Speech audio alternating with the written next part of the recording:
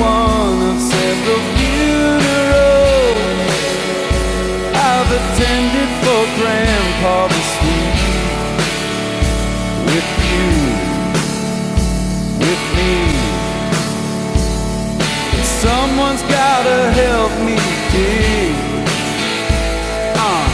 Oh, someone's gotta help me dig.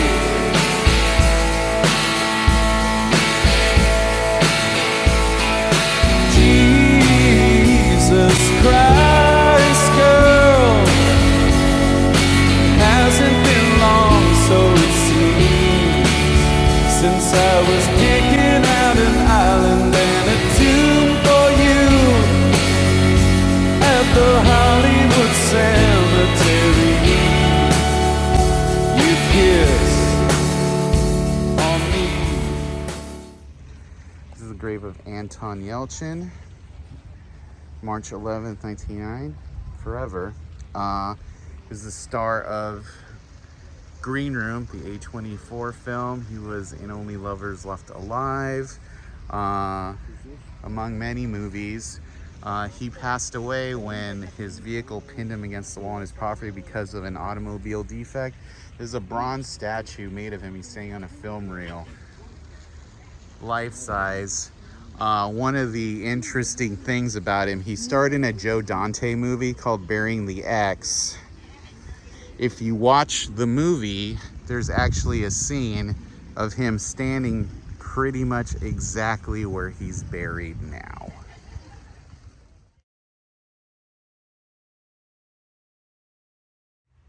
This garden here is the final resting place of Valerie Harper. She played Rhoda among many popular characters. One of the interesting stories was in the 90s, she had a show called Valerie, which she was actually let go from because of some messed up situations. So they just kept everyone on the show and called it Valerie's Family. Jason Bateman got his big break on this show after being on Silver Spoons.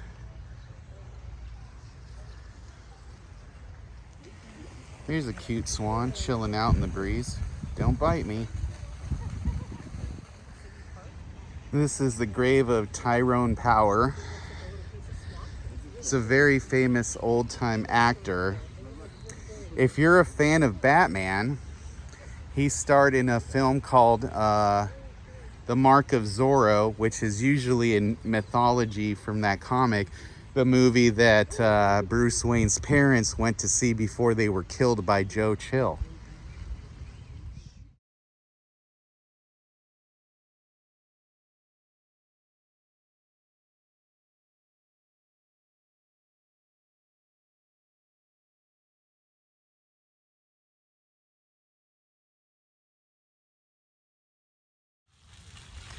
And here is the grave of Burt Reynolds.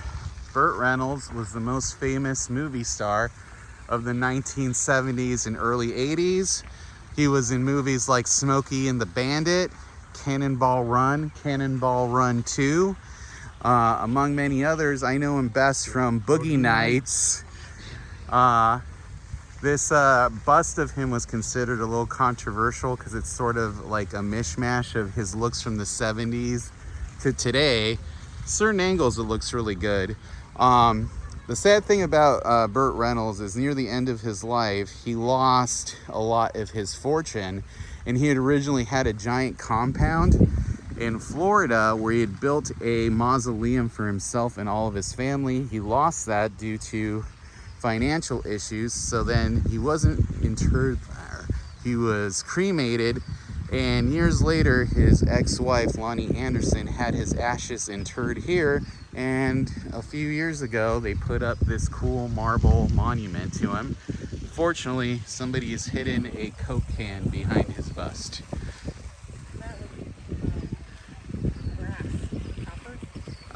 This is, I think it's a bronze bust. Yeah. Oh yeah, it's this is marble. Don't forget the naked picture from the 70s. Oh, that's right. He did pose nude for Playgirl. But yeah, he should have won an Oscar for Boogie Nights, I think. Burt Reynolds and I have in common? Both a joke.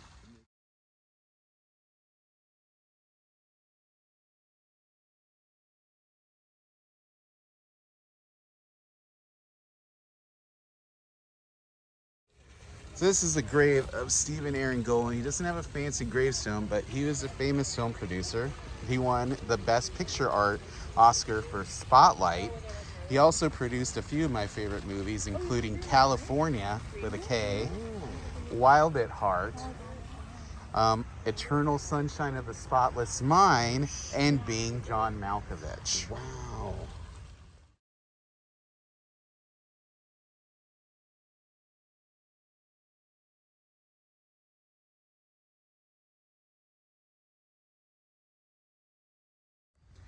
So over here, not far from the grave of Burt Reynolds, is the grave of Mark Lanegan.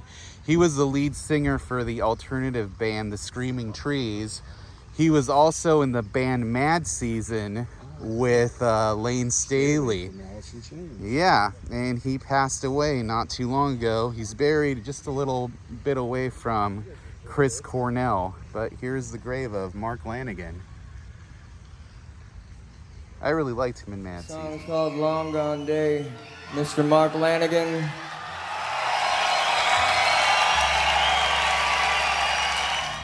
And this is the grave of Chris Cornell. He was the lead singer of Soundgarden and also of the band Audioslave. He took his own life in 2017. He was one of the main voices of the alternative rock grunge movement. Some of their hits include Black Hole Sun and Spoon Man. He was also in the film Singles, which kind of chronicled the Seattle scene. Voice of a generation. In my eyes, indisposed. This is the grave of Johnny Ramone, the guitarist for the Ramones. He's not actually buried here yet. His ashes are going to be placed here when his wife Linda dies.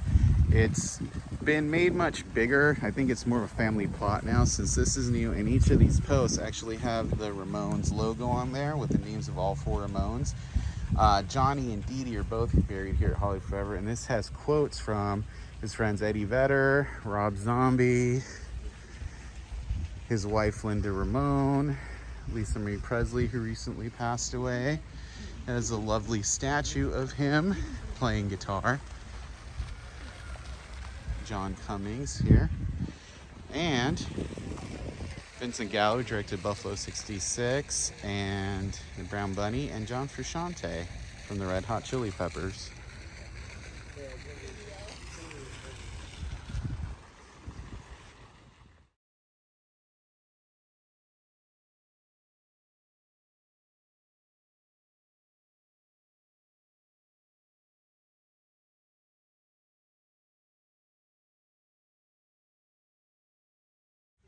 This is the grave of Tony Scott, who's an avid mountain climber.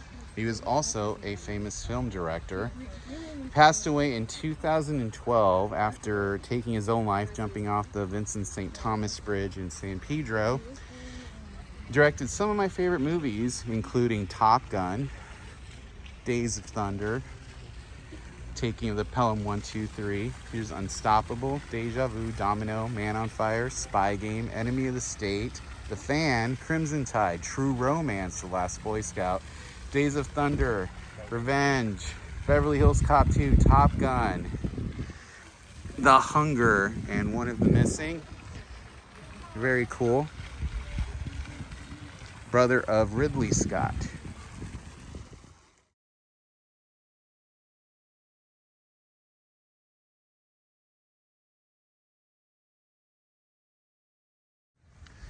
This distinctive grave is the grave of Irene Guadagno. Her son is the founder of the Electric Daisy Carnival Music Festival in Las Vegas, and she was kind of like their unofficial spokesperson for many years till her passing.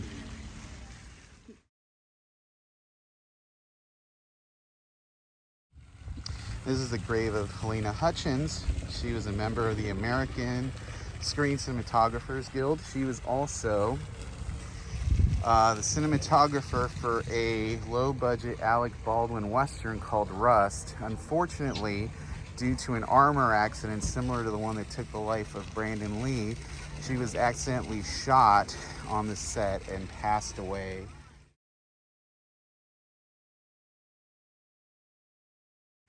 All right, and this giant monument here is the DeMille family grave. This is where the famous film director Cecil B. DeMille is buried.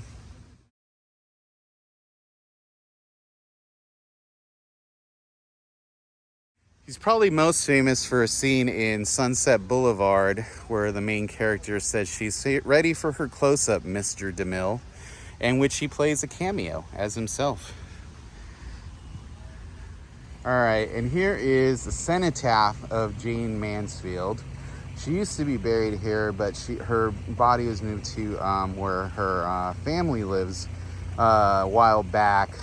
She was a kind of a bombshell, and this headstone's been recently redone. You can see her head there, which is ironic because Jane Mansfield died in a car accident where she was decapitated.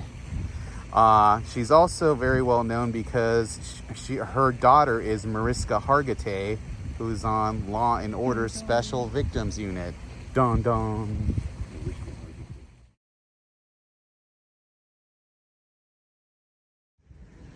All right, this is the grave of Yma Sumac. She's one of the most popular Peruvian singers of all time. Her big contribution to pop culture is she was a pioneer in exotica music, which is pretty much where stuff like tiki comes from. Her music suggested an exotic South American paradise, which is where people like Walt Disney got the idea for the Enchanted Tiki Room, for example. Her music has been sampled by the Black Eyed Peas and Robin Thicke, among others.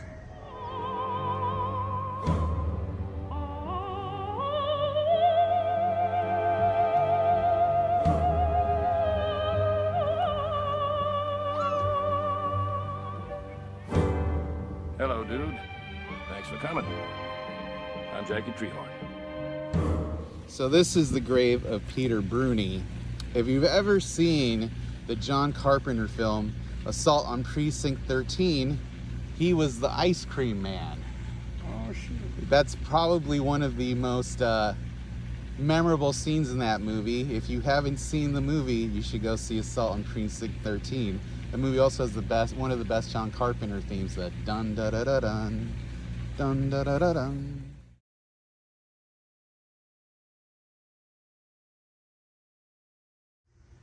All right, right here, not that far from the lake, actually right across diagonally from the Garden of Legends, is the grave of Mila Nurmi, better known as Vampira. If you ever saw Plan 9 from Outer Space, you clearly saw Vampira. She was played by Tim Burton's then girlfriend Lisa Marie and Ed Wood. Elvira is believed to have taken her persona from her. Mila Nurmi sued her for that, did not prevail. But she's also better known for creating the devil lock, the hairstyle that the Misfits popularized in the 80s.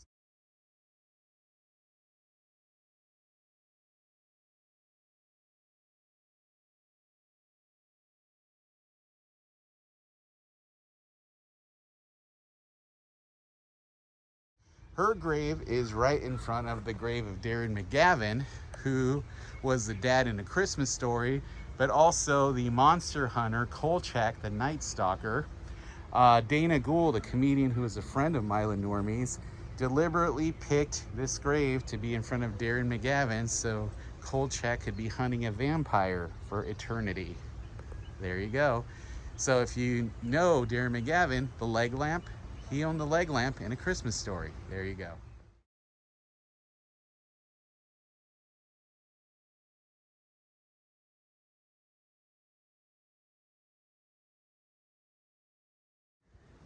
So this is the Fairbanks lawn at Hollywood Forever. That giant sarcophagus and reflecting pool is the grave of Douglas Fairbanks Sr. and Jr. And this entire park is their grave. Like, that's why there's no other graves here. That wall of that mausoleum over there is where they do movies here at Hollywood Forever.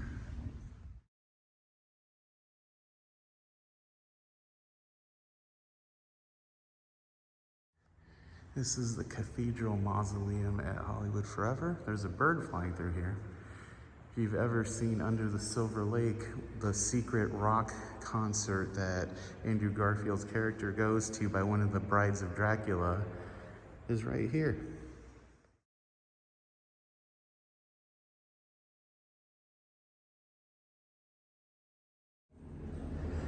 All right here, next to the stained glass window in the Cathedral Mausoleum is the niche, or the crypt of Valentino. He was the Latin lover of silent films.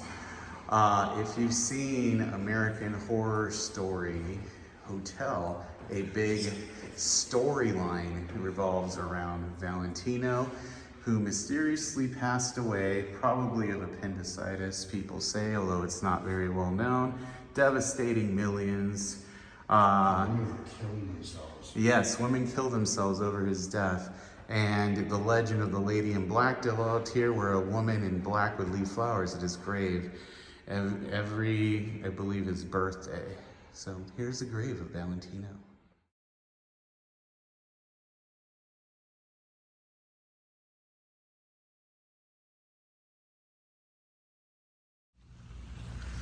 This is the grave of Ana Maria de Carrascosa. She's the Lady in Black. So you might be wondering, what does that mean? Well, right behind Jasper here, there's a giant mausoleum. And that's where Rudolph Valentino is buried. And he was the Latin lover of the 1920s. So when he passed away, a famous urban legend developed that every year on his birthday, a lady in black would come and leave flowers on his grave. So Anna Maria here is the original Lady in Black. We never know the story, but the title has been passed down since then. So there you go.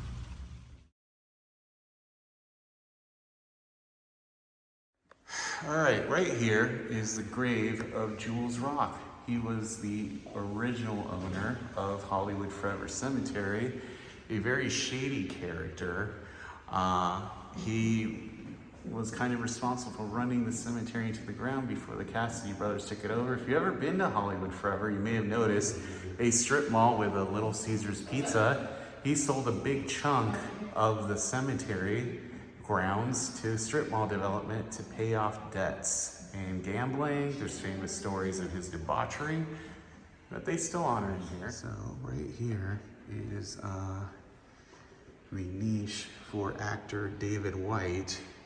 If you've ever seen the TV show Bewitched, he was Darren's boss, Larry. His son is also buried here. He died in an airplane hijacking in Scotland. It's very sad. And there is his life mask as an actor. Larry Tate was his boss's name. Right next to Valentino's tomb is the grave of Peter Finch, who died in 1977. He won Best Supporting Actor that year for the movie Network, where he gave a very famous speech that went along the lines that said, "I'm mad as hell, and I'm not gonna take it anymore." Peter Finch was the first actor to win a posthumous Academy Award until Heath Ledger won one for The Dark Knight as the Joker.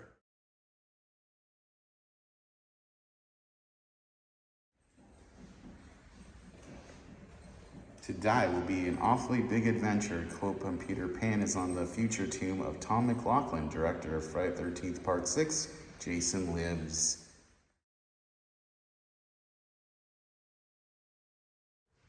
This is the niche of singer Roz Williams. He was the singer of the death metal band Christian Death.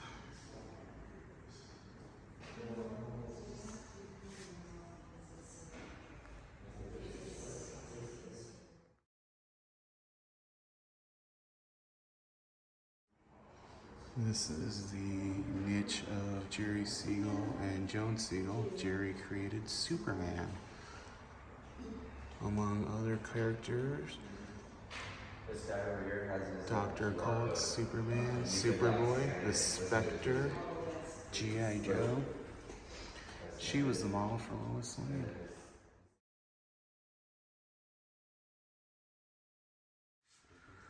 This is the grave of Lana Clarkson, Hollywood starlet. She was on the Roger Corman Black Scorpion show. Fortunately, one of her claims to fame is she was murdered by record producer Phil Spector.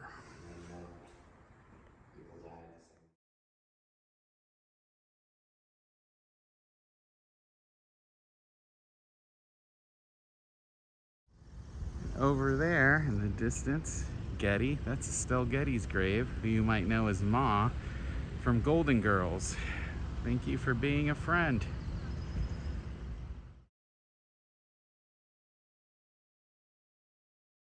And we're in the Abbey of the Psalms here at Hollywood Forever, and this is the grave of David L. Lander, who you might know from Happy Days and Laverne and Shirley as Squiggy, along with Michael McKean, who played Lenny. He passed away of cancer back in December 2020, and there's his book, and he showcases his lifelong love of the Pittsburgh Pirates. All right, here at the Sanctuary of Trust at Hollywood Forever, this is the grave of John Paragon, also known as Johnby the Genie from Pee-wee's Playhouse. And his urn is a recreation of Johnby's box from Pee-wee's Playhouse, where he said, "Mecca lecca hi, mecca hiney ho." We met him a few years ago, and before he passed away. He was very nice. He was also a member of the Groundlings, along with Paul Rubens and Cassandra Peterson, aka Elvira. And there's pictures of him throughout his career right there. Your wish is granted.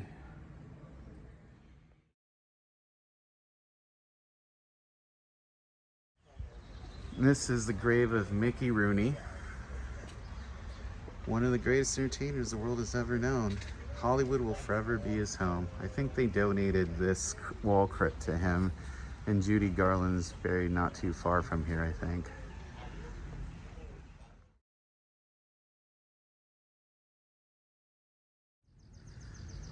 This is the Judy Garland Pavilion at Hollywood Forever. It's the final resting place of actress Judy Garland. Born 1922, died 1969, I'll come smiling through the years, which is a lyric from one of her songs. So this whole area here is for the Garland family. When Liza Minnelli passes away, her grave will be here. She was originally buried in New York. Her family lives here in California, so they had her remains exhumed and brought here and turned in Hollywood Forever. Many of her co-stars are also buried here at Hollywood Forever, including Mickey Rooney. Victor Fleming, the director of The Wizard of Oz, is buried here. There's also a monument to Toto, her dog from The Wizard of Oz. And in fact, Adrian, the man who designed her ruby slippers, is also buried here at Hollywood Forever. And there's even a book here so people can leave condolences.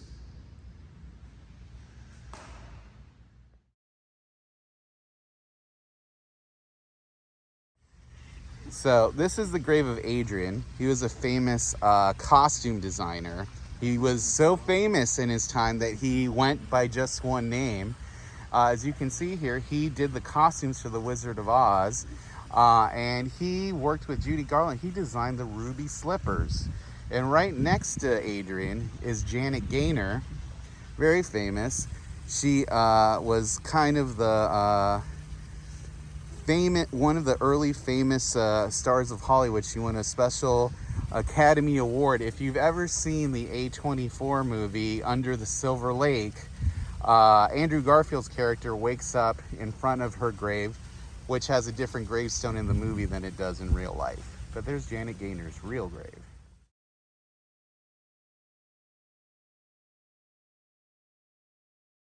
Right here is the niche of famous character actor Peter Lorre. If you haven't grown up watching his movies, you've clearly seen him made fun of or lampooned in very many Looney Tunes cartoons. Peter Lorre. Peter Lorre. You do it better. Oh my gosh. Yeah, you have to help me. Exactly, as Jasper's nailing it. He was very well known for his drawl. Yes, indeed. Give me your wishbone. Oh, you mad, impetuous boy, you!